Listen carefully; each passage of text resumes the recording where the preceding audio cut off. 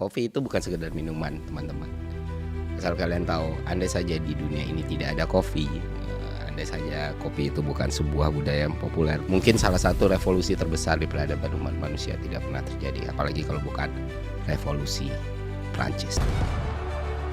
Dan di teman maka kali ini gue bakal menceritakan kalian kisah bagaimana besarnya dampak kopi terhadap sebuah revolusi.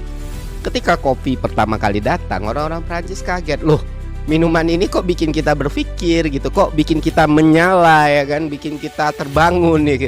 Kita malah jadi susah tidur, malah jadi ingin beraktivitas dan segala macam.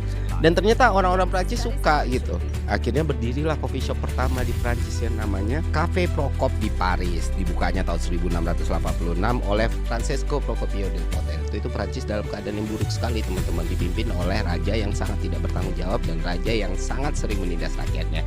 Dimana waktu itu si raja itu memberikan semua kemewahan dan fasilitas untuk para elit, tapi memeras dan memajak warga habis-habisan. Dan agenda serta cerita yang terdengar di coffee shop waktu itu ya semuanya soal kayak gimana kita melakukan pembaharuan dan kayak gimana kita menggulingkan kerajaan yang ada. Dan akhirnya terjadilah revolusi yang legendaris, revolusi Prancis 1789, yang pasca revolusinya melahirkan satu tokoh besar lagi bernama Napoleon Bonaparte. Itulah pentingnya gerakan kolektif, teman-teman. Itulah pentingnya berserikat, itulah pentingnya berteman, itulah pentingnya bergerak bersama. Pelajaran apa yang bisa kita ambil dari cerita ini sebenarnya?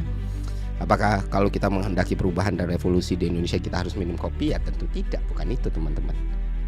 Tapi satu hal yang teman-teman harus tahu, public spare kalau kata Habermas. Karena warung kopi atau coffee shop itu termasuk tempat penyebaran komunikasi massa paling besar. Dan bahkan itu mungkin bertahan sampai sekarang ya.